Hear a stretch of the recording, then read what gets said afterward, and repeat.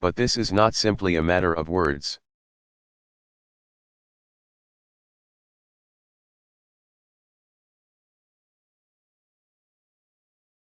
Collectively, we must take concrete steps to address the danger posed by religiously motivated fanatics.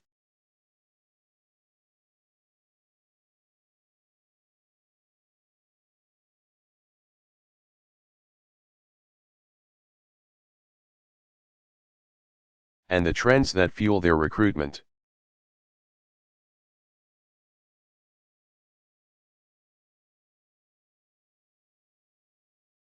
Moreover, this campaign against extremism goes beyond a narrow security challenge.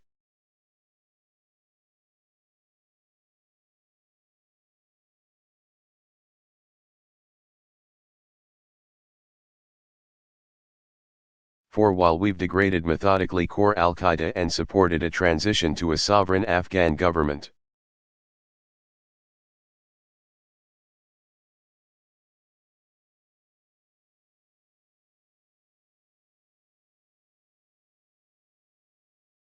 extremist ideology has shifted to other places, particularly in the Middle East and North Africa.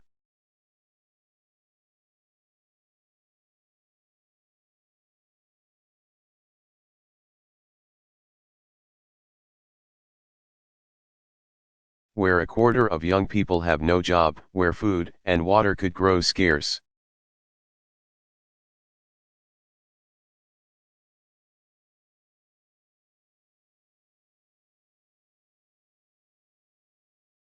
Where corruption is rampant and sectarian conflicts have become increasingly hard to contain.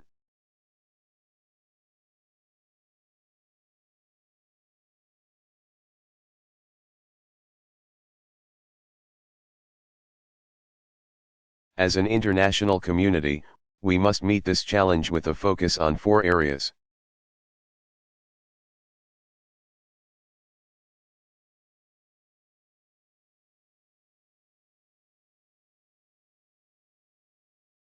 First, the terrorist group known as ISIL must be degraded and ultimately destroyed.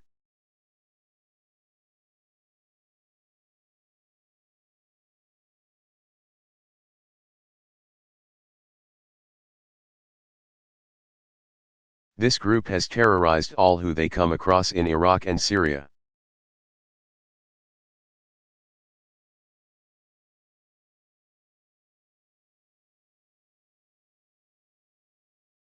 Mothers, sisters, daughters have been subjected to rape as a weapon of war.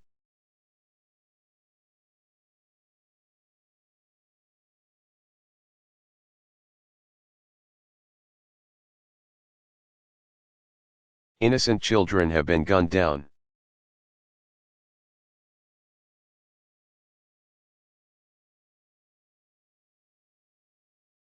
Bodies have been dumped in mass graves.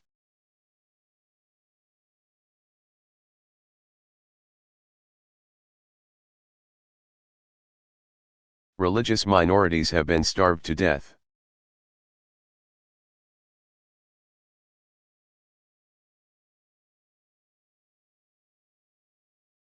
In the most horrific crimes imaginable, innocent human beings have been beheaded.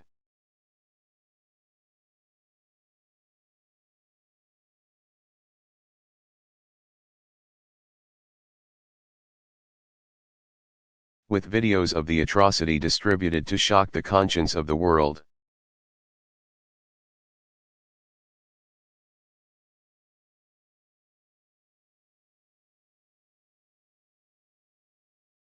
No God condones this terror.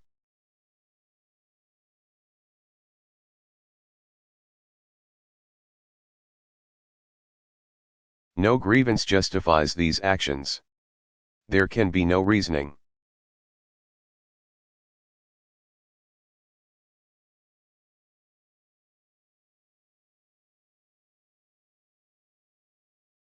No negotiation with this brand of evil.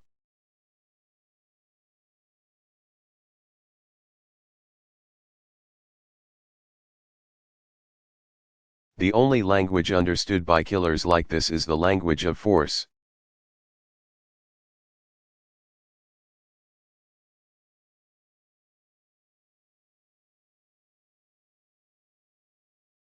So the United States of America will work with a broad coalition to dismantle this network of death.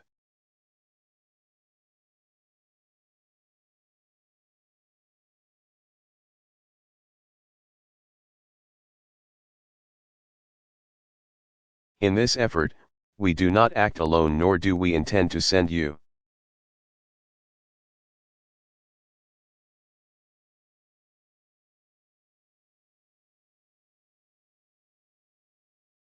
As troops to occupy foreign lands. Instead,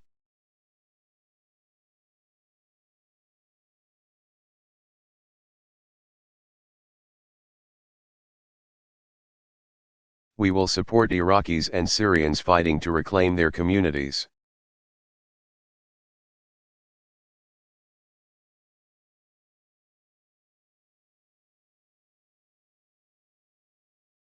We will use our military might in a campaign of airstrikes to roll back ISIL.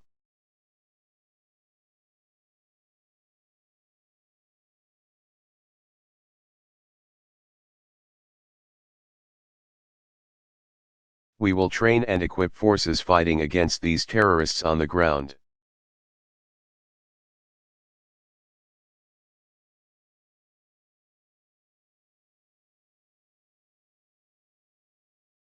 We will work to cut off their financing, and to stop the flow of fighters into and out of the region.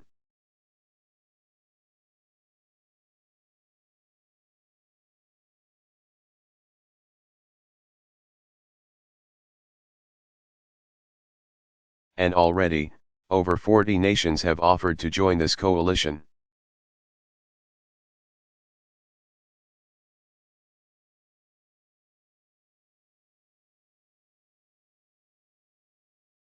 Today, I ask the world to join in this effort.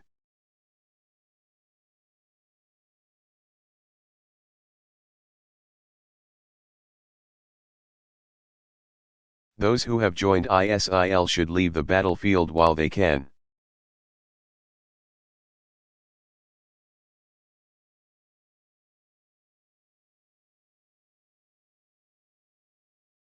Those who continue to fight for a hateful cause will find they are increasingly alone.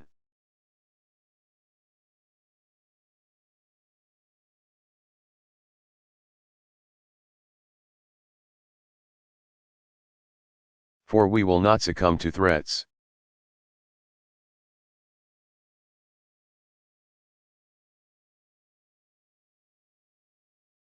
And we will demonstrate that the future belongs to those who build, not those who destroy.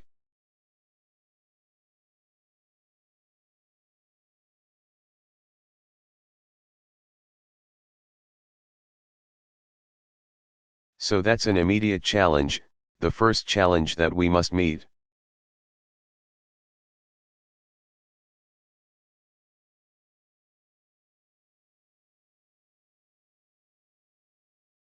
The second, it is time for the world, especially Muslim communities, to explicitly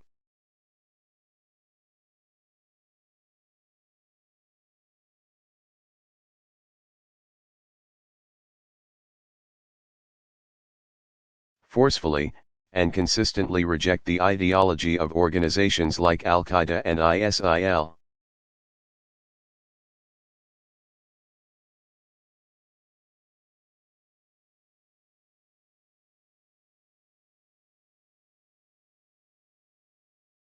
It is one of the tasks of all great religions to accommodate devout faith with a modern, multicultural world.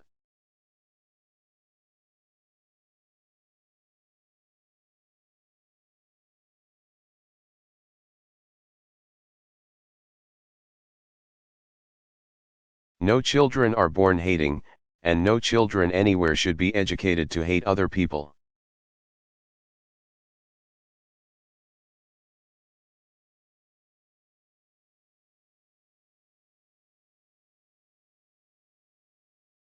There should be no more tolerance of so-called clerics who call upon people to harm innocents because they're Jewish.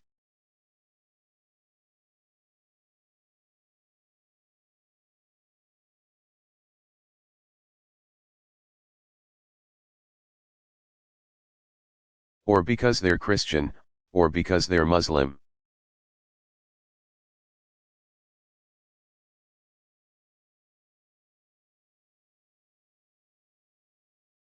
It is time for a new compact among the civilized peoples of this world to eradicate war at its most fundamental source.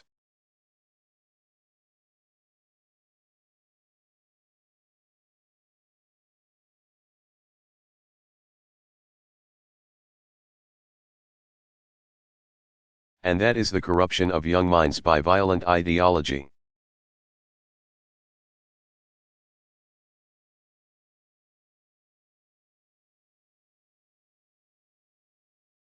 That means cutting off the funding that fuels this hate.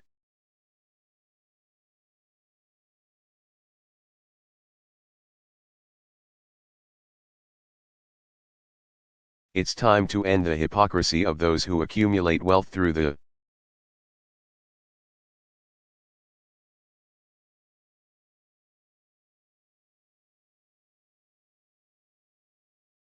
global economy and then siphon funds to those who teach children to tear it down.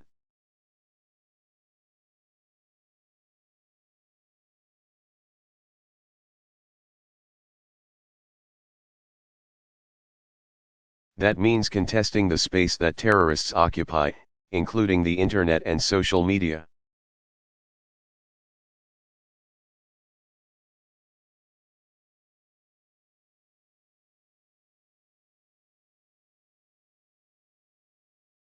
Their propaganda has coerced young people to travel abroad to fight their wars.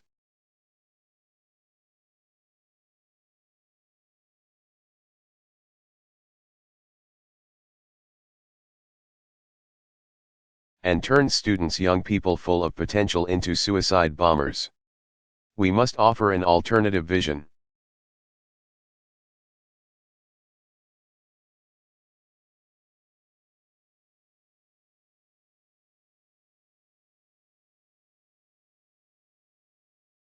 That means bringing people of different faiths together.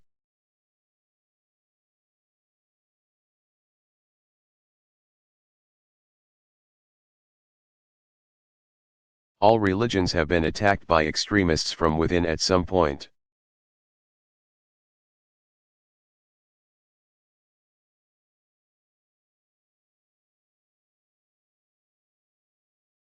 And all people of faith have a responsibility to lift up the value at the heart of all great religions.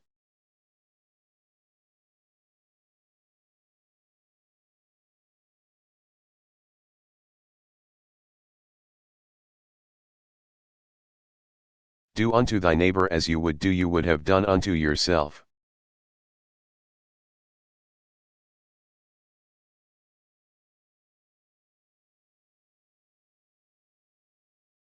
The ideology of ISIL or Al-Qaeda or Boko Haram will wilt and die if it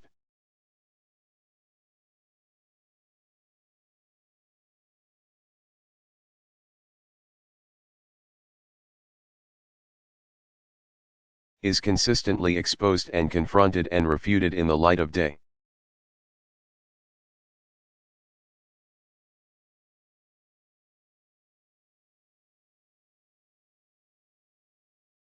Look at the new forum for promoting peace in Muslim societies. Sheikh bin Bayah described its purpose.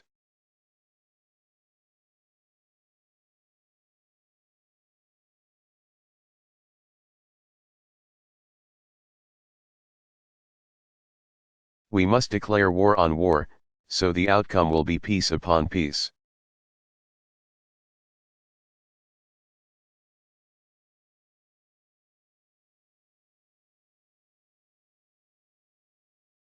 Look at the young British Muslims who responded to terrorist propaganda by starting the Not in My Name campaign.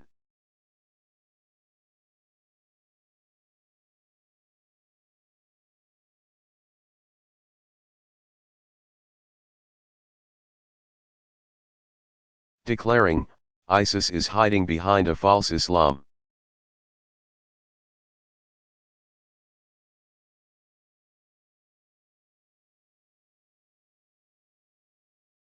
Look at the Christian and Muslim leaders who came together in the Central African Republic to reject violence.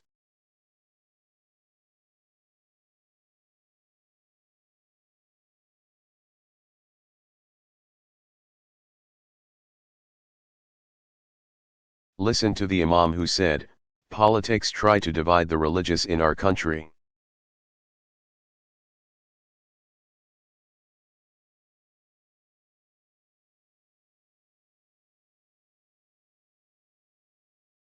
But religion shouldn't be a cause of hate, war, or strife.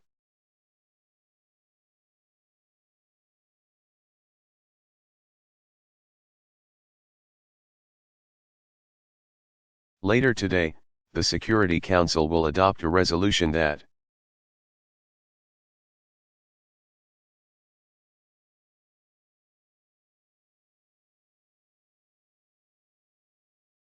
underscores the responsibility of states to counter violent extremism.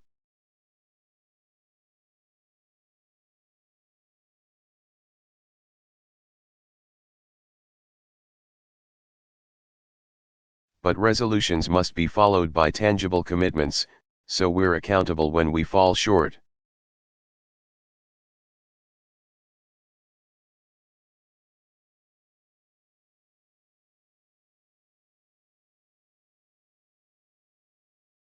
Next year, we should all be prepared to announce the concrete steps that we have taken to counter.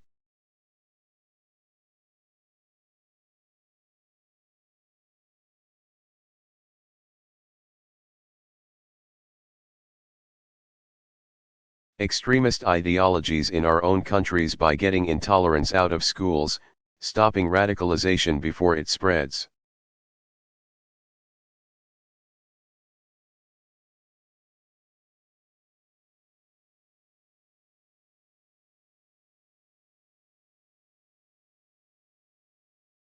And promoting institutions and programs that build new bridges of understanding.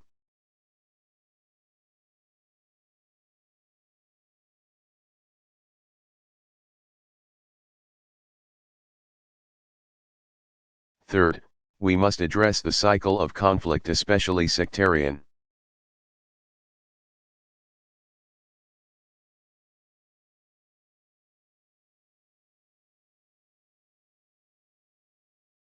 Conflict that creates the conditions that terrorists prey upon.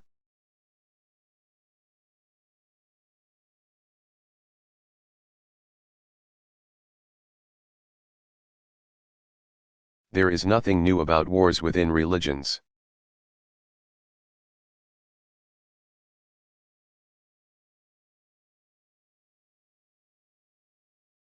Christianity endured centuries of vicious sectarian conflict.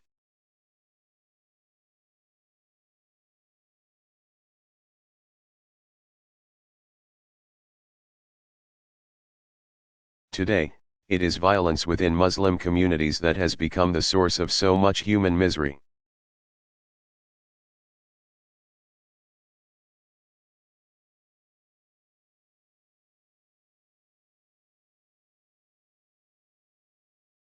It is time to acknowledge the destruction wrought by proxy wars and terror campaigns between Sunni and Shia.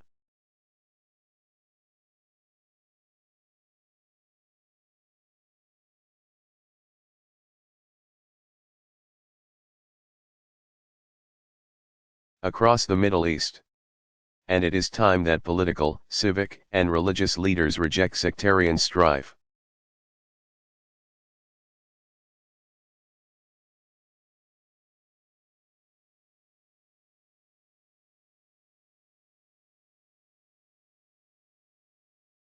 So let's be clear, this is a fight that no one is winning.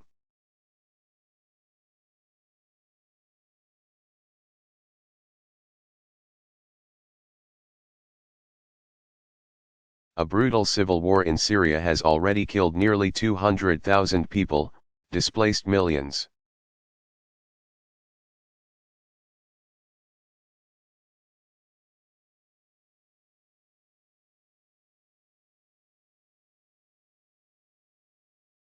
Iraq has come perilously close to plunging back into the abyss.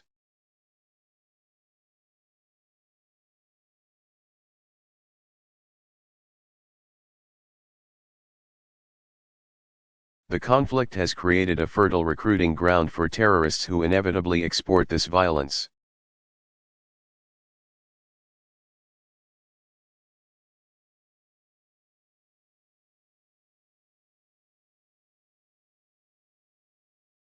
The good news is we also see signs that this tide could be reversed.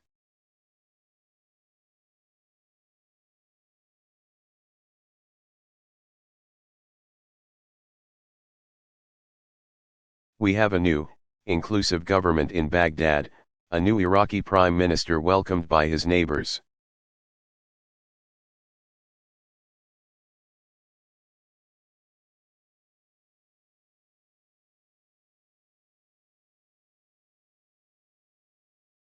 Lebanese factions rejecting those who try to provoke war.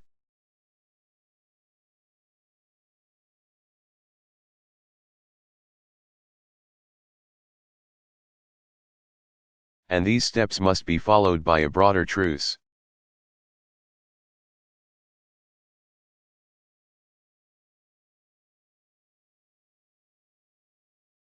Nowhere is this more necessary than Syria.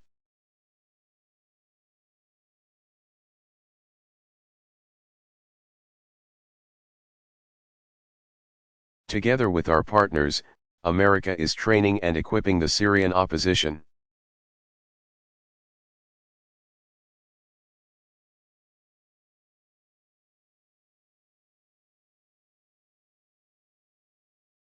To be a counterweight to the terrorists of ISIL and the brutality of the Assad regime.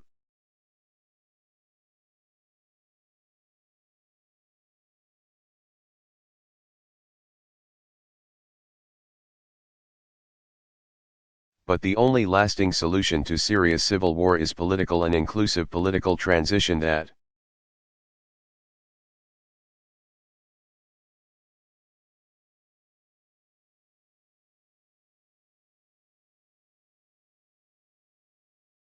responds to the legitimate aspirations of all Syrian citizens, regardless of ethnicity, regardless of creed.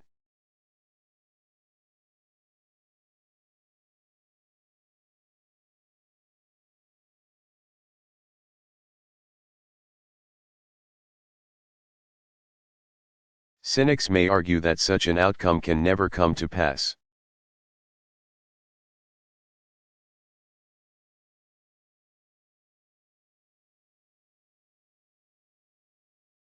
But there is no other way for this madness to end, whether 1 year from now or 10.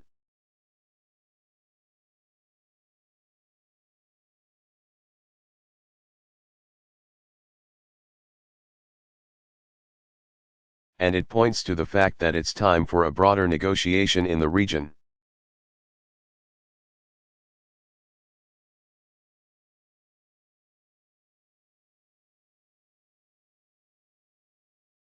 In which major powers address their differences directly, honestly.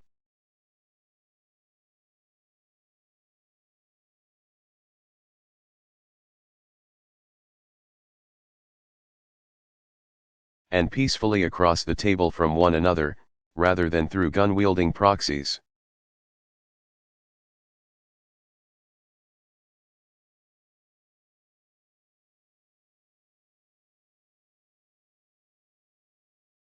I can promise you America will remain engaged in the region, and we are prepared to engage in that effort.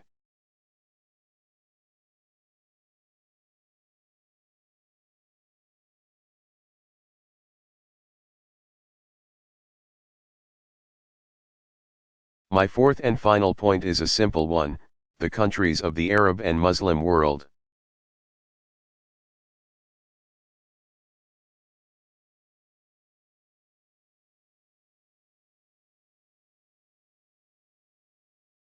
Must focus on the extraordinary potential of their people, especially the youth.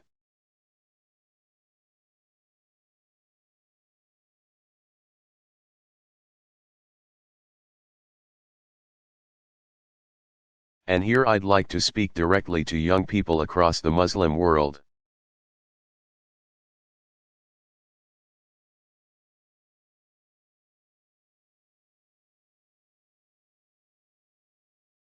You come from a great tradition that stands for education.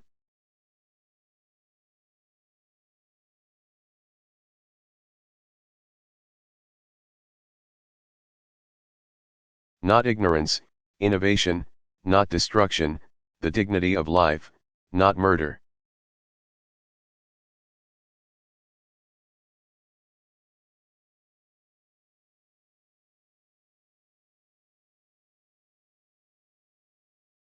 Those who call you away from this path are betraying this tradition, not defending it.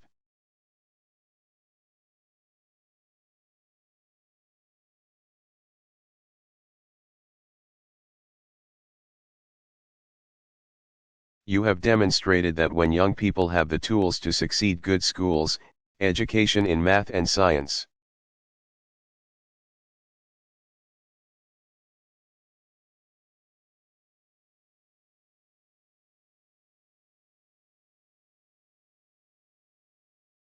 an economy that nurtures creativity and entrepreneurship, then societies will flourish.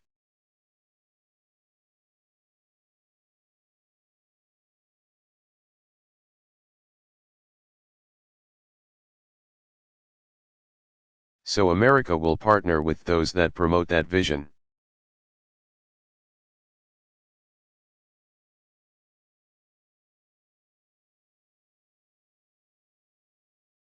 Where women are full participants in a country's politics or economy, societies are more likely to succeed.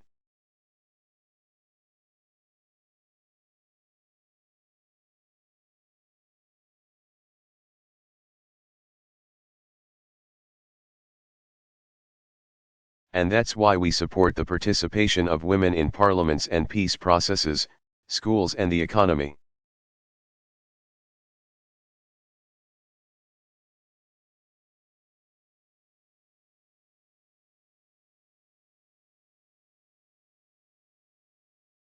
If young people live in places where the only option is between the dictates of a state,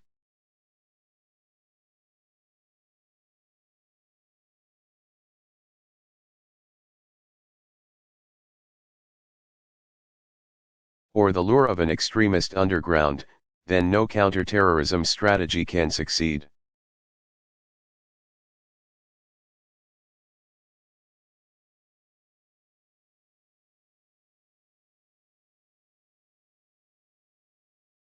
But where a genuine civil society is allowed to flourish, where people can express their views,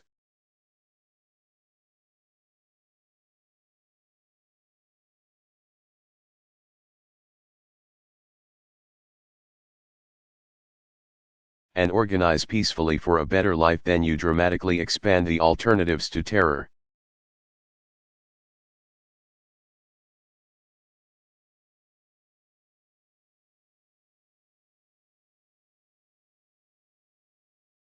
And such positive change need not come at the expense of tradition and faith.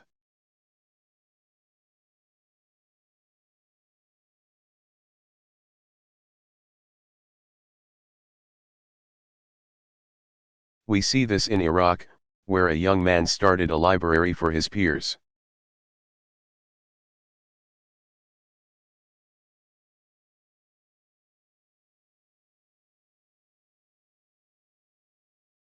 We link Iraq's heritage to their hearts, he said, and give them a reason to stay.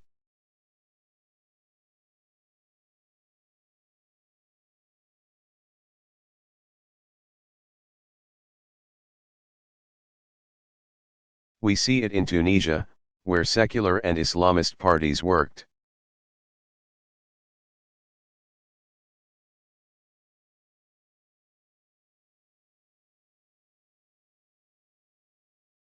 Together through a political process to produce a new constitution.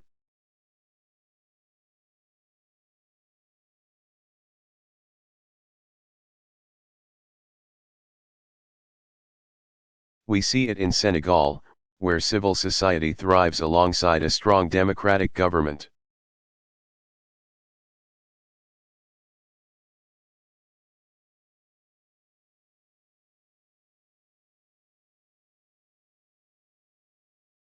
We see it in Malaysia,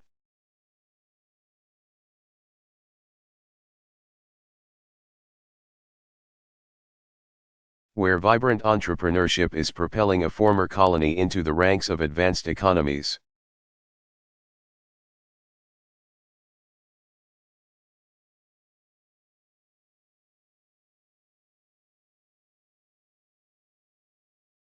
And we see it in Indonesia, where what began as a violent transition has evolved into a genuine democracy.